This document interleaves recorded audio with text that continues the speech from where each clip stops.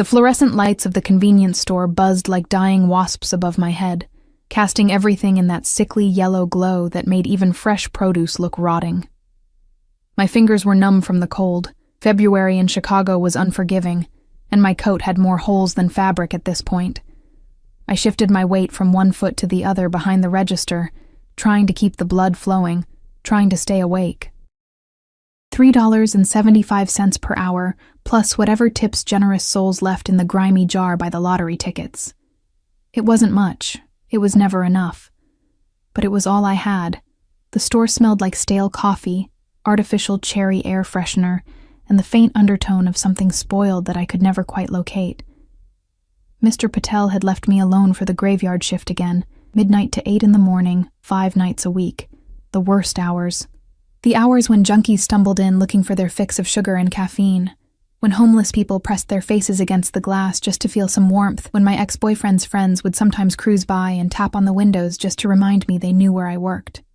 I pressed my hand against my lower abdomen, a habit I'd developed over the past 3 weeks since I'd seen those 2 pink lines. Nobody knew yet. Not Mr. Patel. Not my roommate Stephanie.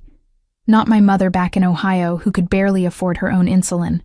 And certainly not Marcus. Marcus, who'd promised me everything and delivered nothing but bruises and debt. Marcus, who disappeared 6 weeks ago with my savings, my laptop, and the gold necklace my grandmother left me. Marcus, who I'd stupidly, desperately loved, because I thought someone like me didn't deserve better. The baby was his, and he would never know. My phone buzzed against the counter, the screen cracked in 3 places, held together with clear tape. I'd been trying to reach Marcus for weeks now, not because I wanted him back, but because I needed answers. He'd left me with more than just a broken heart. He'd left me with collection agencies calling about loans I never took out, credit cards I never opened. He'd ruined me in ways I was only beginning to understand. The message preview showed a number I didn't recognize. My heart jumped. Maybe Marcus had gotten a new phone. Maybe he'd finally respond. I unlocked the screen with shaking fingers. Unknown. Number. The shipment arrives Thursday. Pier 47. Midnight. Come alone. Wrong number. Obviously. But something made me pause. Made my thumb hover over the keyboard. The way my life had been going, what did I have to lose? Maybe a little chaos would distract me from my own disaster. Me. You have the wrong number. But whoever you're texting probably needs to know you meant Pier 47, not 46. I hit send before I could overthink it, then immediately regretted it. What if this was something dangerous? What if... 3 dots appeared. Someone was typing. Unknown number. Who is this? Me. Nobody. Just someone who got your text by mistake. Good luck with your... shipment. I should have stopped there. Should have blocked the number and gone back to staring at the empty parking lot, counting down the hours until dawn. But my phone buzzed again. Unknown number. How do you know it should be Pier 47? My stomach twisted. This felt wrong suddenly, like I'd stepped into something I couldn't step out of. But I'd already opened my mouth, might as well finish. Me. Because Pier 46 burned down last month. It's all over the news. Pier 47 is the only one still operating in that district. The typing indicator appeared and disappeared 3 times. Minutes passed. 5, then 10. I was about to put my phone down when it buzzed again. Unknown number. Smart girl. What's your name? I shouldn't answer. Every instinct screamed at me to block this number, to pretend this conversation never happened. Instead, I found myself typing. Me. Does it matter? Unknown number. Everything matters. Something about those 2 words made my pulse quicken. There was weight to them. Authority. This wasn't some random person. This was someone who meant what they said. Me. Emma. My name is Emma.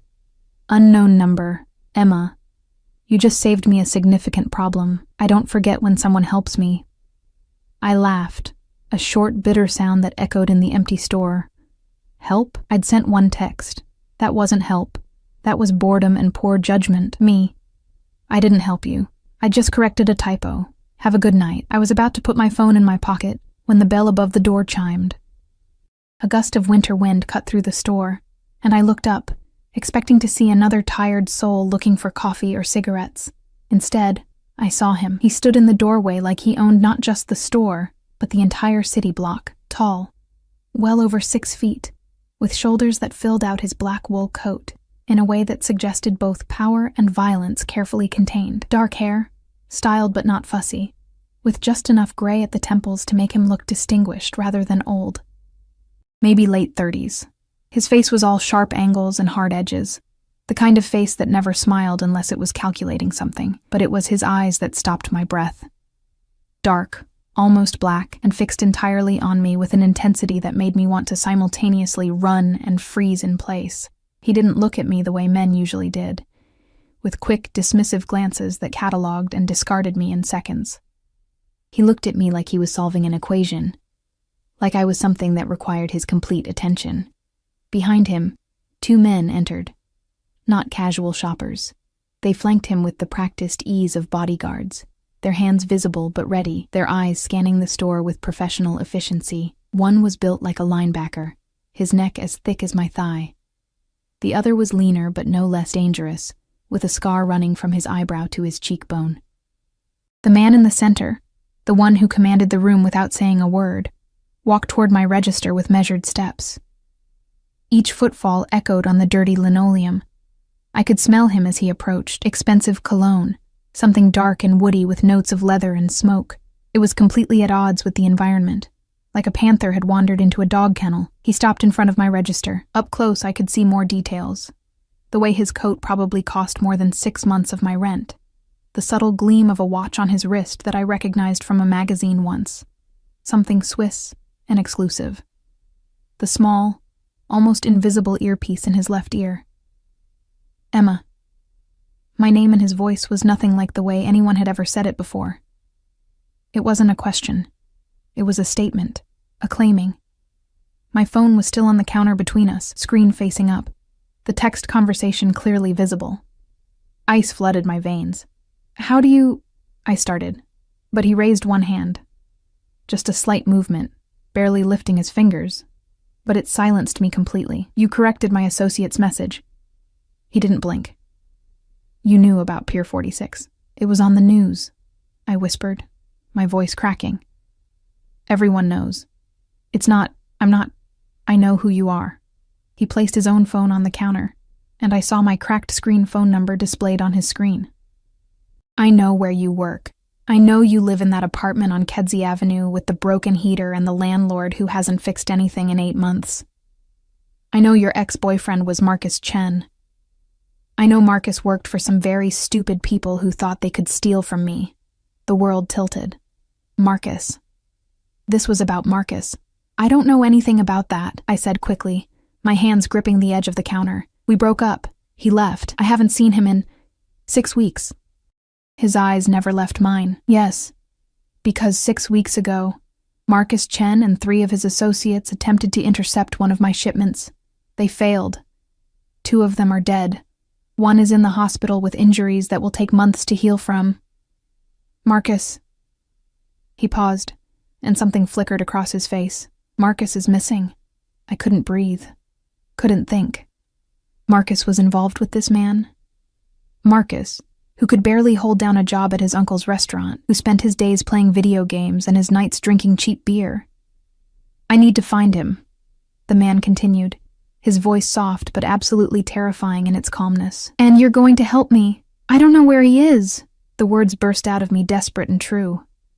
He left me with nothing. He stole from me. I stopped. Too much information. But the man's eyes had sharpened, focused on something. He leaned forward slightly, and I instinctively stepped back, my spine hitting the cigarette display behind me. His gaze dropped, just for a second, to where my hand had unconsciously moved to my stomach again. When his eyes met mine again, something had changed. A new calculation was happening behind that dark stare. When were you going to tell him? He asked quietly. My heart stopped. Completely stopped. Tell him what? But my voice was too weak, too transparent. About the baby. The world went silent. The buzzing lights, the distant traffic, the hum of the refrigerators, everything disappeared except this man. and the truth he'd somehow extracted from a gesture I didn't even know I was making. Don't lie to me, Emma. He said it almost gently, but there was steel underneath. I've built my life on reading people. You're 3, maybe 4 weeks along. You're tired. You're scared. And you have no intention of telling Marcus Chen that he's going to be a father. Tears burned my eyes. I refused to let them fall. It's none of your business, I whispered. Marcus made it my business when he stole from me. He straightened, reaching into his coat. I flinched, but he only pulled out a business card. Black, minimalist, with just a phone number embossed in silver. He placed it on the counter next to my phone.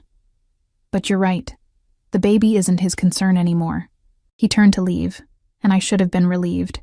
Should have thanked whatever God was listening that he was walking away. Instead, I heard myself say, "What do you mean?" He stopped. Didn't turn around. I mean that Marcus Chen doesn't deserve to know he's going to be a father. Not after what he did to you. Not after what he tried to do to me. Now he looked back, and the expression on his face made something in my chest constrict. But you, Emma, you deserve better than working graveyard shifts in a store that doesn't even have working security cameras, raising a child alone because some worthless coward destroyed your life. You don't know anything about me, I said, but even I could hear how hollow it sounded. I know enough. He nodded to one of his men, who immediately moved toward the door. I know you're in debt that isn't yours. I know you're pregnant and alone. I know you're exactly the kind of person Marcus would leave behind without a second thought. He paused at the door, his hand on the frame. And I know that when I find him, and I will find him, you're going to have 2 choices. What choices? The cold wind rushed in again as he pushed the door open. Option 1. You continue this life, working yourself to death, drowning in Marcus's mistakes, raising his child in poverty while he faces justice for his crimes. His eyes locked with mine one final time. Option 2. You come work for me. Before I could respond, before I could process what he'd just said, he was gone. The black SUV that I hadn't noticed before roared to life in the parking lot, and within seconds they had disappeared into the Chicago night. I stood there, shaking, staring at the business card on my counter. No name, just a number. My phone buzzed. Unknown number. Think about it, Emma, but don't think too long. I'll be in touch. And then, 5 minutes later, another message that made my blood run cold. Unknown number. By the way, I'm handling your debt, all of it. Consider it a gift. You're welcome. I checked my banking app with trembling fingers, not believing, not daring to hope. 0 balance on all the collection accounts. The credit cards Marcus had opened in my name, paid in full, the payday loans, gone. $37,000 of debt erased in minutes. My legs gave out, and I sank to the floor behind the counter. My phone clutched in my hand, that black business card staring up at me from where it had fallen. What had I just gotten myself into? I didn't sleep that day. After my shift ended at 8 in the morning, I walked the 6 blocks to my apartment in a daze, the business card burning in my pocket like a living thing. The sun was already up, pale and cold, casting long shadows across the dirty snow piled along the sidewalks. Chicago in February was brutal, but I barely felt the wind cutting through my thin coat. I was numb in ways that had nothing to do with temperature. The apartment building looked worse in daylight.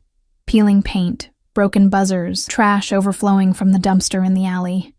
I climbed the 3 flights of stairs, my legs heavy with exhaustion, and let myself into the studio I shared with Stephanie. She wasn't home, probably at her boyfriend's place again, which meant I had the space to myself. I collapsed onto my mattress on the floor. We'd sold the bed frame months ago to make rent, and stared at the water-stained ceiling, trying to make sense of the past 6 hours. A mafia boss, because that's what he had to be, right? The bodyguards, the way he moved, the casual mention of people being dead or in the hospital, the ability to erase my debt with a phone call. That wasn't normal. That wasn't legal. Marcus had stolen from the mafia, and I'd texted them by mistake. My hand moved to my stomach again, that unconscious gesture that had given me away. 4 weeks pregnant, I'd taken 3 different tests, hoping each time that the previous one was wrong, but they all said the same thing. 2 pink lines. Pregnant. Positive. I should feel something, shouldn't I? Joy or fear or excitement. Instead, I just felt tired. So deeply. Impossibly tired. My phone buzzed. I almost didn't check it, but some masochistic part of me needed to know. Unknown number. Sleep, Emma. You'll need your strength for what comes next. I threw the phone across the room. It hit the wall but didn't break. Couldn't break, because it was already broken, held together with tape and desperation. How did he know I wasn't sleeping? Was someone watching me? I got up and checked the window, my heart hammering. The street below looked normal. A few cars, some people walking to work, a dog being walked by an elderly woman. Nothing suspicious. Nothing. Wait. There, across the street. A black sedan, windows tinted, engine running. It had been there when I came home, hadn't it? I'd been too distracted to notice. As I watched, the passenger window rolled down just an inch. I couldn't see who was inside, but I knew. I felt it in my bones. They were watching me. I stumbled back from the window, my breathing coming in short gasps. This was insane. This was wrong. I needed to call the police, needed to... And tell them what? That a mysterious man paid off my debt and now had someone watching my apartment? They'd laugh at me. Or worse, they'd investigate and find out about Marcus, and somehow I'd end up being implicated in whatever he'd done. I was trapped. The realization settled over me like a physical weight. There was no good option here. If I ran, they'd find me. He'd proven he knew everything about me. If I stayed, I was under surveillance. If I ignored him, what then? Would the debt come back? Would something worse happen? Option 2. You come work for me. I grabbed my phone from where it had landed near the bathroom door. My fingers hovered over the keyboard. This was crazy. This was the worst possible decision. But what other choice did I have? Me. What kind of work? The response came immediately, like he'd been waiting. Unknown number. Nothing that will harm you or the baby. You have my word. Me. The word of a criminal? Unknown. Number. The word of a man who keeps his promises. More than Marcus ever gave you. I hated that he was right. I hated everything about this situation. Me. I need time to think. Unknown. Number. You have until tonight. 8 p.m. A car will come for you. Be ready. Me. And if I'm not, the typing indicator appeared and disappeared several times. When his response finally came, it was just 4 words that made my stomach drop. Unknown number. Then you'll miss dinner. I must have fallen asleep at some point, because the next thing I knew, Stephanie was shaking my shoulder, her voice high and panicked. Emma! Emma, wake up! There are men outside asking for you. I jolted awake, disoriented. The light coming through the window was different. Late afternoon, maybe 5 or 6. I'd slept through most of the day. What men? I croaked, my throat dry. I don't know. They're just standing by the door in fancy suits, and when I asked what they wanted, they said they were here for Emma Mitchell. Are you in trouble? Is this about Marcus? Oh God, Emma, what did you do? I sat up too quickly, and the room spun. Morning sickness, though apparently it didn't care what time of day it actually was. I swallowed hard, fighting the nausea. I'm not in trouble. I lied. It's complicated. Stephanie stared at me, her eyes wide. She was 23, 2 years younger than me, with perfect makeup and perfectly curled hair, even though she'd just woken up. Her family had money. She only lived here because she thought it was authentic to struggle for a while, before she went back to her comfortable life. We were friends, but not really. Not in the way that mattered. They said a car is coming at 8, she continued. They wanted to make sure you'd be ready. Emma, what the hell is going on? I looked at the clock on the microwave. It was 7:30. I'd slept longer than I thought. I need to get ready, I said, standing up. The room tilted again, but I forced myself to stay upright. It's fine. Everything's fine. You're lying. Stephanie crossed her arms. You've been weird for weeks. You're exhausted all the time. You're not eating. And now there are men in suits waiting for you like you're some kind of, I'm pregnant. The words came out before I could stop them. Stephanie's mouth fell open. You're... what? Pregnant. 4 weeks. It's Marcus's and he doesn't know, and he's never going to know because he's... I couldn't finish that sentence. Dead, maybe. In hiding, definitely. He's gone. Stephanie sank onto her mattress, staring at me like I'd grown a second head. Emma... oh my God. What are you going to do? I don't know yet. I moved to the tiny bathroom, turning on the shower. But right now, I need to get ready. For what? Who are those people? I met her eyes in the mirror, someone who might be able to help me, or destroy me. I honestly can't tell which. At exactly 8 p.m., there was a knock on the door, not the buzzer. Someone had bypassed the building's pathetic security and come straight up. I opened it to find the same 2 men from the convenience store, the linebacker and the one with the scar. Up close, they were even more intimidating. The scarred one spoke first, his voice surprisingly refined. Miss Mitchell, the car is waiting. I'd done the best I could with my appearance, showered, put on the only dress I owned that didn't have visible stains, found a coat that had fewer holes, but standing next to these men in their tailored suits and polished shoes, I felt like a child playing dress-up. Stephanie stood behind me, her phone in her hand. Should I call someone? She whispered. No, I said firmly. Then, to the men, I'm ready. The elevator was broken as usual, so we walked down the 3 flights in silence. I could feel their presence behind me, not threatening but absolutely vigilant. When we emerged onto the street, I saw the car. Not an SUV this time, a Mercedes, sleek and black, with windows so darkly tinted they looked like mirrors. The scarred man opened the back door, and I hesitated for just a moment before climbing in. The interior smelled like leather and that same cologne from last night. But the back seat was empty. Where is he? I asked as the door closed behind me. The restaurant, the scarred man said from the front passenger seat. The linebacker was driving. We'll arrive in 20 minutes, the restaurant. He'd said dinner. I'd thought he was joking. We drove through Chicago in silence, moving from my neighborhood, with its boarded-up shops and chain-link fences, into areas I'd only seen in magazines. The buildings got taller, cleaner. The people on the sidewalks wore coats that cost more than my monthly income. We crossed the river, heading into the Loop, and then beyond it to the Gold Coast. The car finally stopped in front of a building with no visible sign, just a discreet awning and a doorman who opened the car door before I could reach for the handle. Miss Mitchell, he said with a slight bow. He's expecting you. I stepped onto the sidewalk, my cheap shoes clicking on pristine concrete. The scarred man appeared at my elbow, not touching but guiding me toward the entrance. The doorman held the door, and we entered a space that made my breath catch. It wasn't a restaurant, it was art. Floor-to-ceiling windows overlooked the city, the lights of Chicago spreading out like a galaxy. The interior was all dark wood and soft lighting, with tables spaced so far apart that each felt like a private world. Classical music played softly, a piano, I thought, live piano.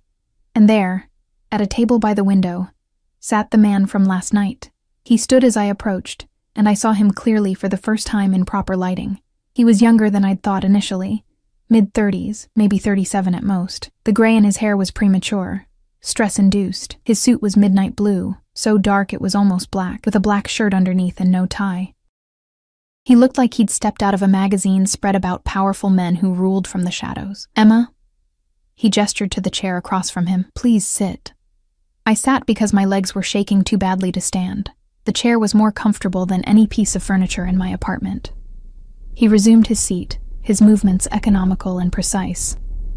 Thank you for coming. Did I have a choice? The words came out sharper than I intended. The corner of his mouth twitched. Not quite a smile, but something. There's always a choice. You could have run. Some people would have. Would you have found me? Yes. At least he was honest. A waiter appeared. Young, nervous, avoiding eye contact. He placed a glass of water in front of me and asked if I wanted anything else to drink. She'll have sparkling water, the man said before I could answer, with lemon. And bring the tasting menu. but no shellfish or soft cheeses. The waiter nodded and disappeared. I stared at him.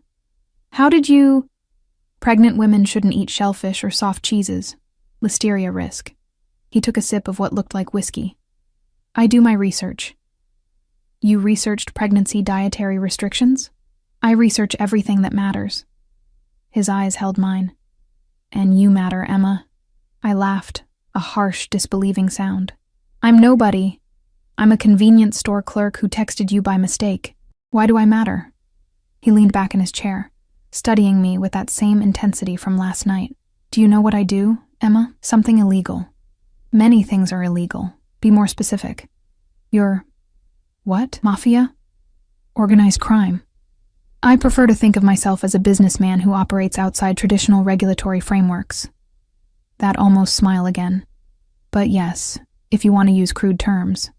I control shipping routes, manage distribution networks, and ensure that certain goods reach certain people without government interference.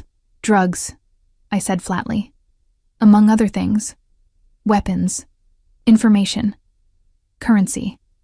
Whatever my clients need. He swirled the whiskey in his glass. It's a complicated business, Emma. It requires trust, loyalty, and the ability to read people accurately. And you think you can read me? I know I can. He set down his glass. You're intelligent. You proved that with your text about the pier. You're observant. You notice details that my own associate missed. You're resilient. You've been carrying Marcus's debt for months without breaking, working a job that would destroy most people just to survive. And you're loyal to a fault. You're pregnant with the child of a man who betrayed you in every possible way, and you're still not talking to the police. Each observation felt like being flayed open. You don't know anything about me. I know you're scared. I know you're exhausted. I know you lie awake at night wondering how you're going to raise a child alone, how you're going to afford prenatal care, how you're going to keep a roof over your head. He leaned forward. And I know that despite everything Marcus did to you, some small part of you still hoped he'd come back. Until last night, when you realized exactly what he'd gotten himself into. Tears burned my eyes. I refused to let them fall. Why did you pay my debt? I whispered. Because you helped me without knowing who I was or what you'd gain from it. Because in my world, that kind of honesty is rare. He paused. And because no woman should be punished for the sins of a coward. The waiter returned with my sparkling water and a small plate of something that looked too beautiful to eat. I didn't touch it. You said you wanted me to work for you, I said. Doing what? I have many businesses, Emma. Legal ones. Restaurants, real estate, import companies. They all need bookkeepers, managers, people who can be trusted with sensitive information. His eyes never left mine. You would work in one of my legitimate establishments. Real salary, real benefits, health insurance that would cover your pregnancy. In exchange, you'd be available when I need information verified or documents reviewed. Nothing illegal on your part, just discretion.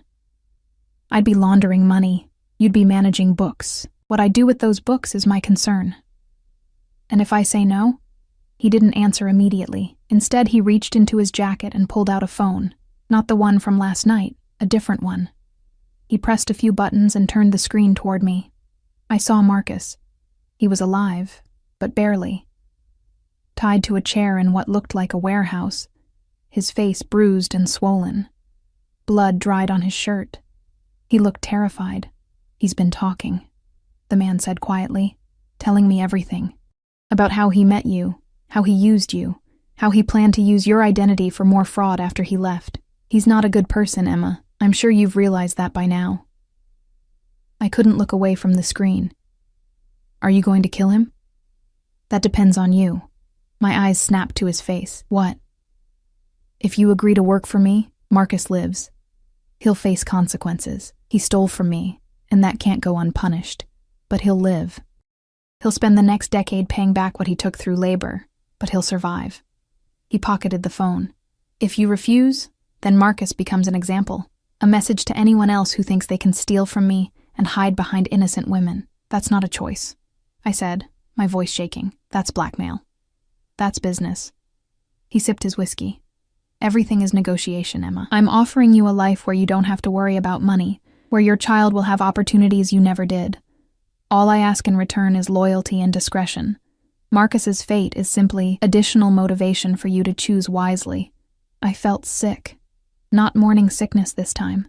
Just pure, overwhelming nausea at the trap I'd walked into.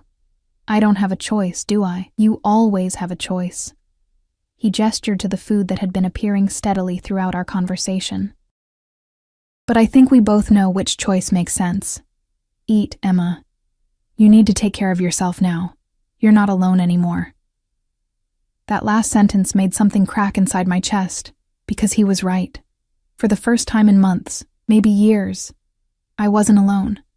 I just wasn't sure if that was a blessing or a curse. I ate because my body demanded it, because the baby needed it, not because I had any appetite. Each bite of the expertly prepared food tasted like ash in my mouth, but I forced it down while he watched me with those dark, calculating eyes. "What's your name?" I asked finally, breaking the silence that had stretched between us. He tilted his head slightly, as if considering whether to answer. Dominic Volkov. Russian. That explained the slight accent I'd noticed underneath his perfect English, the way certain consonants came out just a fraction harder than they should. "How old are you, Dominic?" I don't know why I asked. Maybe I needed to humanize him, to see him as something other than the monster holding my life in his hands. 36. He refilled my water glass himself, an oddly intimate gesture, old enough to know better than to let a convenience store clerk get under my skin. And yet, here we are. I didn't ask to get under your skin. No, you didn't. Something flickered across his face. Amusement, maybe, or something darker. You simply existed at the wrong moment, sent the right text, and demonstrated qualities I've spent years trying to find in my organization. Call it fate if you're romantic. I call it opportunity. Opportunity. I set down my fork. Is that what you call destroying my life? I didn't destroy your life, Emma. Marcus did that long before I entered the picture. He leaned forward, his elbows on the table in a posture that would have seemed casual if not for the intensity in his eyes. I'm offering you a way to rebuild it, a foundation that won't crumble the moment someone disappointing walks into your world. By making me complicit in crime. By giving you security. His voice dropped lower. Do you know what happens to single mothers in this city? Women working minimum wage jobs, trying to raise children alone? I've seen the statistics, Emma. I've seen how the system grinds them down until there's nothing left but exhaustion and regret. Is that what you want for your child? I hated that his words found their target. That he was articulating fears I'd been trying not to think about since I saw those 2 pink lines. And what do you get out of this? I asked. Why do you care? His jaw tightened almost imperceptibly. I had a sister once, younger than me.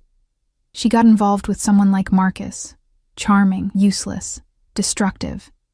He got her pregnant and disappeared. She tried to raise the baby alone, working herself to death in factory jobs that barely paid enough for food. He paused, and for the first time, I saw something crack in his carefully controlled expression. She died when the baby was 6 months old.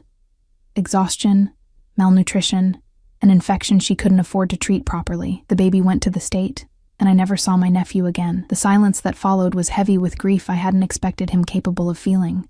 I'm sorry, I whispered. Don't be sorry. Be smart. He straightened, the vulnerability disappearing behind his usual mask. I can't save my sister, but I can make sure another woman doesn't end up like her. Consider it my penance, if that makes you feel better about accepting help from someone like me. The waiter appeared again, clearing plates with practiced efficiency. Neither of us spoke until he'd gone. When would I start? I asked quietly. Something in Dominic's posture relaxed infinitesimally. Tomorrow. One of my restaurants needs a day manager. It's legitimate work. Payroll, inventory, scheduling. You'd make $4,000 a month to start, with full benefits beginning immediately. He pulled out yet another phone and slid it across the table. This is yours. Encrypted, untraceable. You'll use it for all communication with me and my associates. I stared at the sleek device. I can't accept this. You already have. The moment you sat down at this table, you made your choice. His eyes held mine. I don't deal in half measures, Emma. You're either in or you're out, and you've already decided which it is. He was right, and we both knew it. I picked up the phone. The car that took me home was different from the one that had picked me up, another Mercedes, but silver this time. The scarred man drove while I sat in the back, the new phone heavy in my hand, Dominic's words echoing in my head. You're not alone anymore, but what did that mean, really? That I'd traded one form of dependence for another? That instead of drowning in Marcus's debt, I was now tied to a man who casually discussed murder over dinner. The phone buzzed in my hand, making me jump. Dominic. Tomorrow morning, 9 a.m. The address is already programmed into your phone. Carlo will pick you up at 8:30. Me. Carlo? Dominic. The man with the scar. He'll be your primary security. Me. I don't need security. Dominic. You're carrying Marcus Chen's child and working for me. Yes, Emma, you need security. The car pulled up in front of my building. Carlo turned to look at me through the rearview mirror, and I saw his scar more clearly in the interior light. A jagged line that suggested violence, survival. 8:30, Miss Mitchell, he said. His voice was gentler than I expected. Dress professionally but comfortably. It's a restaurant, not a boardroom. I nodded and climbed out, feeling their eyes on me until I disappeared into the building. Stephanie was waiting in the apartment, practically vibrating with curiosity. What happened? Where did you go? Emma, you have to tell me everything. I sank onto my mattress, suddenly more exhausted than I'd been after a full graveyard shift. I got a job. A job? That's what this was about? Men in suits and fancy cars for a job? It's complicated. I looked at her.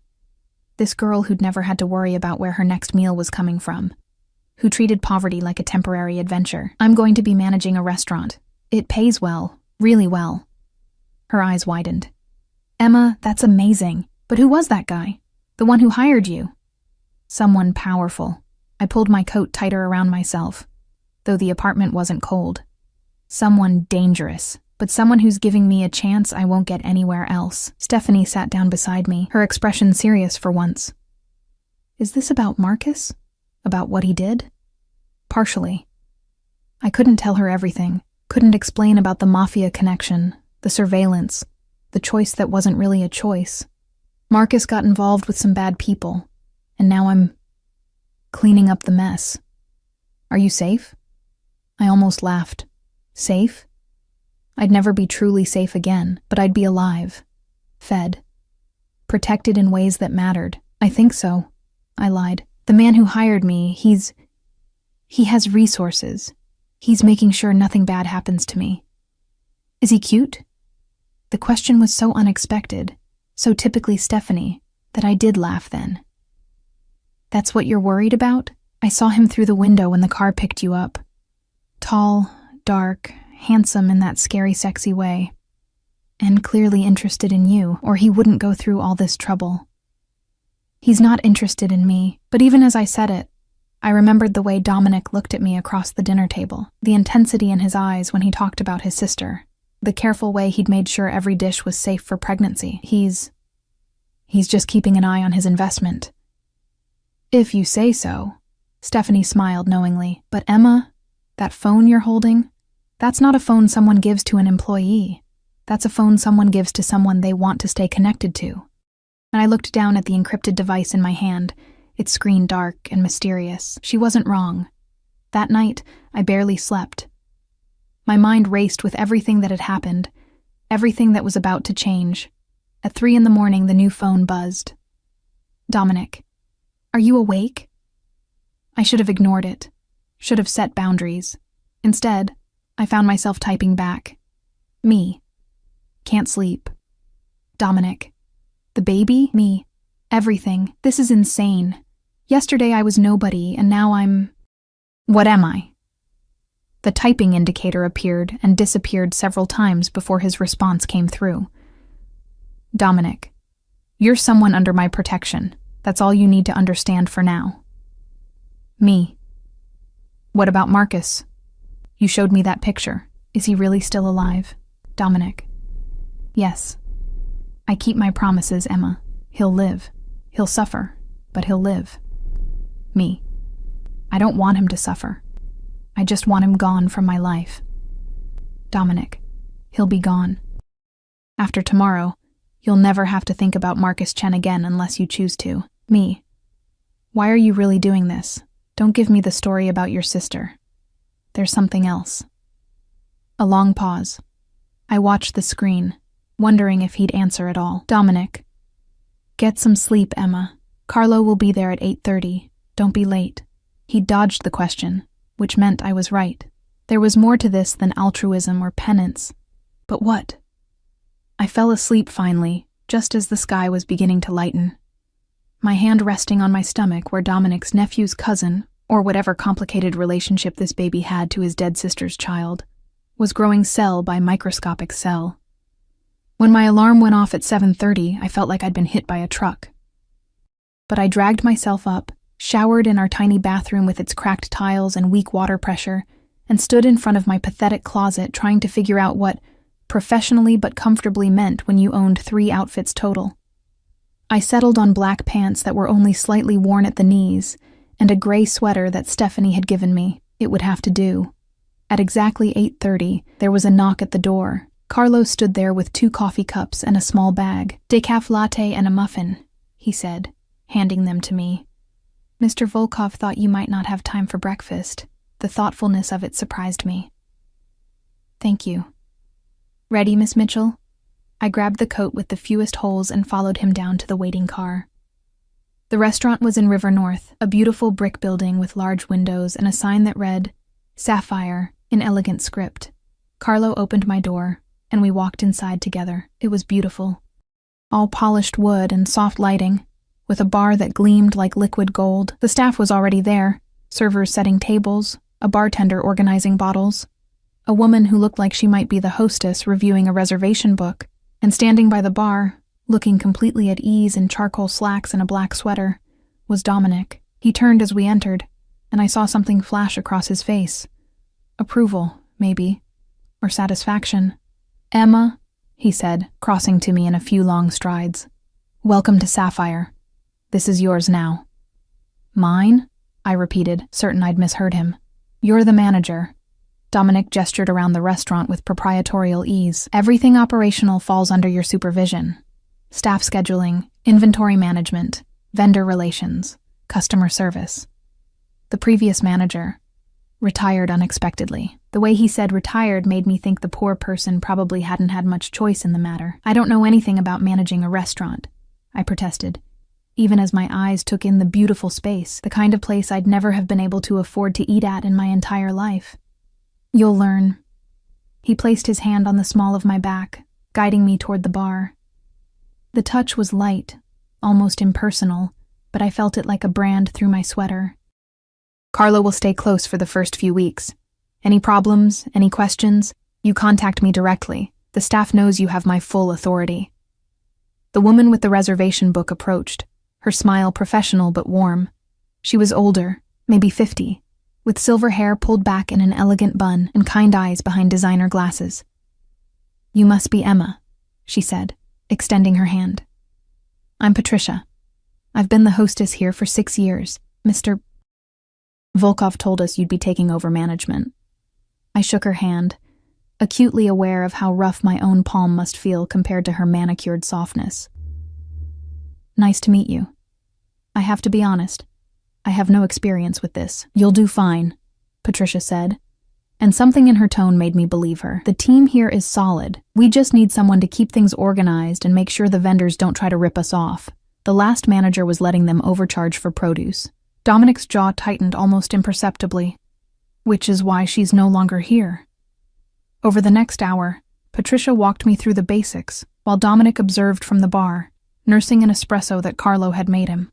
I learned about the reservation system, the staff rotation, the inventory process. My head spun with information, but underneath the overwhelming flood of details, I felt something unexpected, excitement. This was real. This was mine. Or as mine as anything could be when it was given to me by a man who controlled it all. The lunch shift starts at 11, Patricia explained, showing me the office, A small but well-organized space with a computer, filing cabinets, and a desk that had probably cost more than my annual salary at the convenience store. Most days you'll need to be here from 9 until close at midnight, but Mr. Volkov mentioned you have special circumstances. Her eyes flickered briefly to my stomach before returning to my face. So, we're arranging for an assistant manager to handle some of the evening duties. He told you? I asked quietly. Mr. Volkov is very thorough about ensuring his people are taken care of. Patricia's smile was genuine. Congratulations, by the way. Pregnancy is a blessing. I wanted to believe that. I really did. Dominic appeared in the doorway, filling the small space with his presence. Patricia, give us a moment. She nodded and slipped out, closing the door behind her. Suddenly the office felt impossibly small, the air charged with something I couldn't name. Sit, Dominic said, gesturing to the desk chair. I sat. He remained standing, leaning against the filing cabinet with his arms crossed, studying me in that unnerving way of his. You'll receive your first paycheck Friday, he said. $4,000. Carlo will help you open a new bank account today, one Marcus never had access to. Your apartment situation, he paused. How long is your lease? Month to month. Why? Because you're moving. I stood up so fast the chair rolled backward. Excuse me? Your current apartment is inadequate. No heat, questionable security, in a neighborhood where gunshots are a nightly occurrence. His tone was matter of fact, not cruel, which somehow made it worse. I own a building in Lincoln Park. 2-bedroom units, full security, maintenance included. You'll move there by the end of the week. You can't just decide where I live. I can, and I have. He straightened, taking a step closer. Emma, you work for me now. That means you're under my protection, and I don't protect my people by leaving them in dangerous situations. This isn't negotiable. Everything with you is not negotiable, I shot back, anger overriding my fear. You've taken over my entire life in less than 24 hours. Yes. He moved closer still, until I had to tilt my head back to maintain eye contact, because your life was falling apart, and someone needed to catch you before you hit the ground. I'm not the villain here, Emma. I'm the only thing standing between you and complete destruction. I was managing fine before you showed up. You were drowning. His voice dropped to barely above a whisper. Working a job that was killing you slowly, carrying debt that would have buried you, pregnant and alone with no prospects and no hope. That's not managing. That's surviving by your fingernails, and we both know those fingernails were about to give out. The truth of his words hit me like a physical blow. I turned away, not wanting him to see the tears burning my eyes. I don't want to be your charity case, I whispered. You're not. His hand touched my shoulder, gentle, unexpected. You're an investment, one I intend to protect. A pause. And perhaps something more than that, though neither of us is ready to examine what that means yet. I turned back to face him, and something in his expression made my breath catch. It wasn't the cold calculation I'd seen before. It was hunger, raw and barely controlled. What do you want from me? I asked. Right now, I want you to accept the apartment, learn this job, and take care of yourself and that baby. His thumb traced a small circle on my shoulder before he dropped his hand. What I'll want in the future, we'll negotiate when the time comes. Before I could respond, his phone buzzed. He glanced at it, and his entire demeanor changed. All business, all sharp edges again. I have to go. Carlo stays with you. If you need anything, call me directly. He moved toward the door, then paused. Emma, thank you. For what? For trusting me enough to be here. Then he was gone, leaving me standing in an office that was supposedly mine, in a restaurant I was supposedly managing, in a life I supposedly controlled. But we both knew the truth. Dominic Volkov owned it all, including me. The rest of the day passed in a blur. Patricia proved invaluable, walking me through everything from how to process deliveries to how to handle difficult customers. The staff was friendly but clearly curious about me, the mysterious new manager who'd appeared overnight with Mr. Volkov's explicit endorsement. Carlo remained a silent shadow, always within sight, but never intrusive. During my break, he drove me to a bank. Not my usual branch, but a private banking office that felt more like a luxury hotel than a financial institution. Within an hour, I had a new account with a balance that made my head spin. Dominic had deposited not just my first paycheck, but 3 months' salary in advance. "Security?" Carlo explained when he saw my expression. "Mr. Volkov wants you to have a cushion. This is more than a cushion. I don't even know what this is. This is what happens when you matter to him." Carlo's scarred face was unreadable. "And Miss Mitchell? You matter to him more than you realize." I wanted to ask what he meant, but something in his tone suggested the conversation was over. By the time evening came, I was exhausted but strangely satisfied. I'd made it through an entire shift without major disasters. The staff seemed to respect me, or at least respect Dominic's faith in me. Patricia had promised to help me with anything I needed. It almost felt normal. Almost. Carlo drove me home at 10 p.m., earlier than Dominic had promised I'd have to work. "Mr. Volkov's orders," he said when I questioned it. "You need rest." The apartment felt smaller than ever after spending the day in Sapphire's elegant spaces. Stephanie wasn't home, probably at her boyfriend's again. I collapsed onto my mattress, too tired to even shower, and pulled out the encrypted phone. "Me. Thank you. For today, for everything." The response came within seconds. "Dominic. How do you feel?" Me. Overwhelmed. Grateful. Terrified. All of it. "Dominic. That's normal. It will get easier." Me. "Will it? Or will I just get used to being controlled?" "Dominic. You're not being controlled, Emma. You're being protected. There's a difference." Me. "Is there?" A long pause. Then, "Dominic. Come to dinner tomorrow night. Just us. Let me show you the difference." My heart hammered against my ribs. This felt like crossing a line, moving from employee to something else entirely.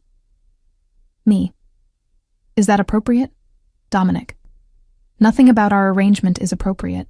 But I think we stopped pretending this was a normal employer-employee relationship the moment I paid your debt." He was right. And that terrified me more than anything else. Me. "What time?" Dominic. 8 p.m. Carlo will bring you. Wear something comfortable. This isn't business, Emma. This is personal. I stared at those last words until my vision blurred. Personal. What did personal mean to a man like Dominic Volkov? What did it mean to me? I fell asleep without answering, my phone clutched in my hand, and dreamed of dark eyes and dangerous promises. The next morning, I woke to find Stephanie packing a suitcase. "What's going on?" I asked groggily. Derek proposed. She held up her hand, showing off a diamond that probably cost more than my car, if I'd had a car. "We're moving to New York. His dad got him a position at some finance firm, and we're leaving next week." I sat up, fully awake now. "Next week?" "Stephanie, the lease is month to month, remember? I'll pay my half for this month, but after that..." She shrugged apologetically. "I'm sorry, Emma. I know this is sudden, but it's such an amazing opportunity." For her. For me, it meant finding a new roommate, or finding a way to afford this place alone, which was impossible on any normal salary. But I didn't have a normal salary anymore, did I? And Dominic had already told me I was moving. "Congratulations," I said, meaning it despite everything. "I'm happy for you. What about you? Will you be okay? That restaurant job? Can you afford a place on your own? I'll figure it out." I grabbed my phone, seeing a new message from Dominic. Dominic. "Heard about your roommate. The apartment in Lincoln Park is ready. Carlo will help you move this weekend. Consider it done." I stared at the message. He knew about Stephanie before I'd even fully processed it myself. Of course he did. He probably had people watching this building, reporting everything back to him. The thought should have terrified me. Instead, I felt something closer to relief. I was being taken care of, protected. Controlled, yes, but in ways that were keeping me afloat instead of dragging me under. Was that enough? Could it ever be enough? I looked around the shabby apartment, at the water-stained ceiling and the broken radiator, and the windows that didn't quite close all the way. Then I thought about Sapphire, about Patricia's kindness, about the bank account with 3 months' salary sitting in it, about Dominic's eyes across the dinner table. the way he'd touched my shoulder yesterday, the promise of personal in tonight's invitation. I typed my response. Me. Okay, I'll move. I'll have dinner with you tonight. I'll try to trust this, Dominic. That's all I ask. For now. For now. Those 2 words carried the weight of everything unspoken between us. All the questions we weren't ready to ask. All the answers we weren't ready to hear. But tonight, over dinner, maybe we'd start finding some of those answers, whether I was ready for them or not. Carlo picked me up at 7:30, giving me time to prepare. I'd showered until the water ran cold, trying to wash away the anxiety that clung to my skin like a second layer. The only dress I owned that felt remotely appropriate was a dark green wrap dress that Stephanie had given me months ago, saying the color was totally wrong for her skin tone. On me, it brought out the amber flecks in my brown eyes and made my pale skin look less sickly. I'd never cared much about my appearance before. Survival didn't leave room for vanity. But tonight, staring at my reflection in the bathroom mirror, I found myself wanting to look beautiful. Not for Dominic, I told myself firmly, but for me. Because for the first time in years, I felt like maybe I deserved to. The car took a different route this time, heading north along the lake. The city lights reflected off the black water, turning the shore into a ribbon of gold. We drove for nearly 30 minutes before turning into a private drive, past a gate that opened automatically, up a winding road lined with trees. The house, because calling it anything else would be an understatement, sat at the top of a hill, all glass and steel and modern lines that somehow managed to look warm rather than cold. Lights glowed from within, and I could see the lake stretching out beyond, infinite and dark. "He's waiting inside," Carlo said, opening my door. "Take your time, Miss Mitchell. There's no rush tonight." I walked to the front door on shaking legs. It opened before I could knock, and there was Dominic, dressed in dark jeans and a black shirt with the sleeves rolled up to reveal surprisingly muscular forearms. His hair was slightly disheveled, like he'd been running his hands through it, and he looked more human than I'd ever seen him. Emma. My name was a breath, a prayer, a question. You came. You didn't make it sound optional. A genuine smile crossed his face. The first real smile I'd seen from him. It transformed his features, made him look younger, almost vulnerable. "Tonight, everything is optional. Come in." The interior of the house was stunning. High ceilings, floor-to-ceiling windows overlooking the lake, furniture that managed to be both luxurious and comfortable. But what caught my attention was the smell. Someone was cooking. "You cook?" I asked, surprised. "When I have time, which isn't often." He led me through the living room to a kitchen that looked like something from a magazine. Marble counters, professional-grade appliances, herbs growing in pots by the window. I thought tonight should be different, more intimate than a restaurant. Intimate. The word hung between us like a promise. He poured me sparkling water with fresh berries, remembering I couldn't drink alcohol, and returned to the stove where something that smelled incredible was simmering. I perched on one of the bar stools, watching him move around the kitchen with the same controlled grace he brought to everything. "Why am I really here, Dominic?" I asked quietly. His hand paused over the pot for just a moment before continuing. "Because I wanted to see you without the pretense of business, without Carlo standing guard or staff watching. Just us. There is no us, isn't there?" He turned to face me, his dark eyes searching mine. "Emma, from the moment you sent that text, something shifted. I can't explain it.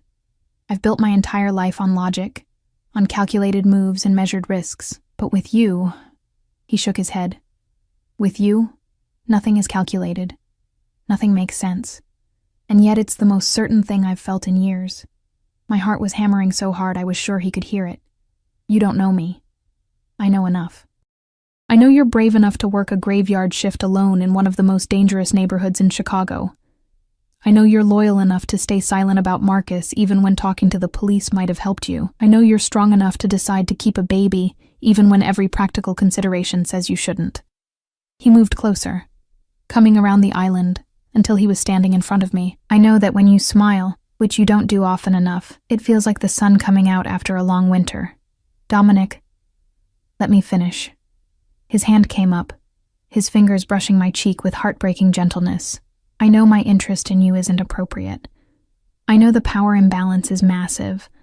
I know I've given you no real choice in any of this. But Emma, I also know that what I feel when I look at you isn't about control or possession. It's something I haven't felt since before my sister died. It's hope. Tears spilled down my cheeks before I could stop them. I'm pregnant with another man's baby. I'm broken and in debt, and I have nothing to offer you. You have everything to offer. His thumb caught my tears, wiping them away. You have honesty in a world built on lies. You have strength that doesn't come from violence or money. You have a heart that hasn't been destroyed despite every reason it should be. His forehead touched mine, and I could feel his breath on my lips. And that baby you're carrying? I meant what I said, Emma. Marcus doesn't deserve to be a father. But if you'll let me, I could be. The world stopped. What are you saying? I whispered. I'm saying that I want more than an employee. More than someone to manage my restaurant or keep my books. His hands framed my face, and the intensity in his eyes was overwhelming. I'm saying I want you, Emma. You and the baby. I want to give you the life you deserve. The life my sister never got to have. I want to be the man who catches you when you fall. Who protects you not because I own you, but because He stopped, swallowed hard. Because I'm falling in love with you, and I have been since the moment you corrected my text with no idea who you were talking to. I couldn't breathe. Couldn't think. This was insane. This was moving too fast. This was everything I'd never dared to dream about, and everything I should run from. You don't love me, I said weakly. You can't. We just met. Tell me you don't feel it too. His eyes searched mine desperately. Tell me that when I touch you, something inside you doesn't recognize something inside me. Tell me I'm alone in this, Emma, and I'll back off. I'll keep things professional. I'll give you the job and the apartment and the security, and I'll never ask for more. But if you feel even a fraction of what I do, I kissed him. I didn't plan it, didn't think about it. I just leaned forward and pressed my lips to his, and the world exploded into sensation. He made a sound low in his throat, surprise or relief or hunger, and his arms came around me, pulling me off the bar stool and against his chest. The kiss deepened, became something desperate and consuming, like we were both drowning and each other was air. When we finally broke apart, both breathing hard, his eyes were wild. Emma, I feel it, I admitted, my voice breaking. God help me. I feel it too. And it terrifies me because I don't know if it's real or if I'm just so desperate for someone to save me that I'm confusing gratitude with. It's real. He kissed me again, softer this time. I don't care if you're grateful. I don't care if you need saving. I care that you're here, that you're mine, that I get to be the one who makes sure you never have to be afraid again. I'm still afraid, I whispered against his lips. Good. Fear keeps you smart. But Emma? He pulled back just enough to meet my eyes. I swear to you on everything I have that I will never be what you need to fear. I will never hurt you. I will never abandon you. I will never be Marcus. Promise me, I said, even though I knew promises were fragile things. Promise me this is real. It's real. He kissed my forehead, my cheeks, my lips again. More real than anything I've ever felt. And I'm going to prove it to you, every single day, until you believe it. We ate dinner on the couch overlooking the lake, plates balanced on our laps, talking about everything and nothing. He told me about growing up in Russia, about coming to America with nothing, about building his empire from the ground up, through equal parts brilliance and brutality. I told him about my childhood in Ohio, about my mother's struggles, about the dreams I'd had before life taught me that dreams were luxuries poor girls couldn't afford. You can dream again, he said, tucking a strand of hair behind my ear. With me, you can have whatever you want. I want to believe that, then believe it. He pulled me closer, and I let myself relax against his chest, listening to his heartbeat. Move in with me. I stiffened. Dominic. Not right away. Take the apartment in Lincoln Park. Learn the job. Get settled. But Emma, I don't want this to be temporary. I don't want you to be something I keep at arm's length because it's appropriate. I want you here. I want to wake up next to you. I want to be there for every doctor's appointment, every milestone. His hand moved to my stomach, resting there with reverence. I want to be this baby's father in every way that matters. That's crazy. We barely know each other. Then we'll learn. We have time. He kissed the top of my head. I'm not asking you to decide tonight. I'm just asking you to consider it, to give us a chance. I looked up at him, at this dangerous, powerful man who somehow made me feel safer than I'd ever felt in my life. What about Marcus? Marcus is being dealt with. His voice hardened slightly. He's alive, as I promised. He'll spend the next decade paying his debt through labor in one of my overseas operations. He'll never contact you, never know about the baby, never interfere with your life again. He's gone, Emma. Completely. I should have felt guilty, should have protested. Instead, I just felt relief. Okay, I whispered. Okay, what? Okay, I'll consider it. Moving in. Being whatever we are. I turned in his arms to face him fully. But Dominic, I need you to understand something. I'm not a possession. I'm not a prize you won. If we do this, it has to be real. It has to be equal, or at least as equal as it can be given. I gestured vaguely, encompassing everything he was, everything I wasn't. It will be real. His hands cupped my face. You'll have your own money, your own career, your own life. I'm not trying to cage you, Emma. I'm trying to give you wings. He smiled slightly. Even if those wings mean you're strong enough to fly away from me someday. I don't want to fly away. Good. Because I'm not sure I could survive it if you did. We kissed again, and this time it led to more gentle touches that became urgent. Clothes discarded piece by piece. His whispered questions of, "Are you sure, and is this okay?" making me fall harder with every word. He was careful with me, reverent, like I was something precious instead of broken. And when he moved inside me, his eyes never leaving mine, I felt something shift deep in my chest. This was real. Whatever else happened, whatever complications came, this moment was real. Afterward, we lay tangled together on his bed, the lake visible through the massive windows, the city lights glittering in the distance like fallen stars. I love you, he said into the darkness. I know it's too soon. I know it's not logical, but I love you, Emma Mitchell, and I'm going to spend every day proving it. I didn't say it back. Not yet. The words felt too big, too permanent for someone who'd learned that permanence was an illusion.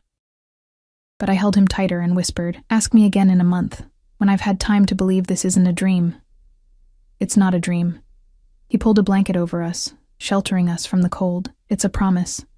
And I always keep my promises. 6 months later, I stood in the nursery of Dominic's house, our house now, putting the final touches on the room we designed together. Soft gray walls, white furniture, a mobile with stars and moons hanging above the crib. The baby would be here in 3 months, and I still couldn't quite believe this was my life. The restaurant was thriving. I'd learned the business faster than anyone expected, even opened a second location with Dominic's backing. I had a career, a purpose, a life that was mine even as I shared it with him. And Dominic had kept every promise. He'd been there for every doctor's appointment, his hand holding mine during the ultrasounds, his face lighting up when we learned we were having a girl. He'd proposed 2 months ago, not with pressure or expectation, but with a simple question. Will you let me love you forever? I'd said yes. Not because I needed saving anymore, but because I wanted to. Because somewhere between that first terrifying text and this moment, I'd fallen completely, irrevocably in love with him. Are you happy? He asked from the doorway, and I turned to see him watching me with those dark eyes that still made my heart race. I'm happy, I said, meaning it with every fiber of my being. He crossed to me, his arms wrapping around me from behind, his hands settling on my rounded belly where our daughter kicked enthusiastically. I'm going to be a father. You already are. I covered his hands with mine. In every way that matters, Dominic. You already are. I love you, he whispered against my neck. My brave, beautiful Emma, thank you for trusting me. Thank you for staying. I love you too. The words came easily now, natural as breathing. Thank you for catching me. Always, he promised. I'll always catch you. And as I stood there in the nursery we'd built together, in the house we'd made a home, carrying the baby we'd both claimed as ours, I finally understood what it meant to be truly free. Not free from Dominic, but free because of him. Free to be myself, to dream, to love without fear. He'd promised me wings, and he'd delivered. And I'd chosen to use them to fly straight into his arms and stay there, wrapped in a love that had started with a wrong number and became the rightest thing in my life. The past, Marcus, the debt, the fear, felt like it belonged to a different person. That girl who worked graveyard shifts and counted pennies was gone, replaced by a woman who knew her worth, who had a partner who saw her value even when she couldn't see it herself. Dominic had given me everything. But more importantly, he'd taught me that I deserved everything. And that made all the difference.